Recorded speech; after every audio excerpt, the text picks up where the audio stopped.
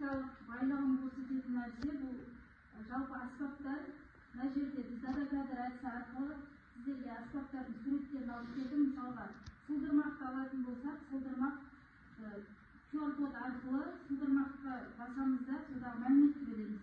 Содан кейін мына жерде шаң қобыз дейді, сосын саз сырнай дейді, қобыз дейді, аса таяқ дейді, жетіген дейді. Мысалға жетіген туралы біздің неде жалпы бір аңыз бар. Бұл жетіген ашаршылық кезінде бір кісінің, үлкен қария кісінің 7 баласы да аштықтан қайтыс болған ғой. Сол кезде осы 7 ішекті 7 баласының құрметіне арнап осы жетіген аспабын шығарған содан.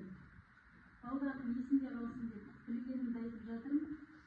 Осы жалпы аспаптарды ең әдепкеде аспаптар табиғаттың дауысы, сосын құстың дауысы, адамдардың дауысы, сол дауыс ырғақтарын салған аспаптардың негізгі. Енді аспаптар, бұл қазақтың аспаптары үрмелі, шертпелі, сондай болып көрінеді.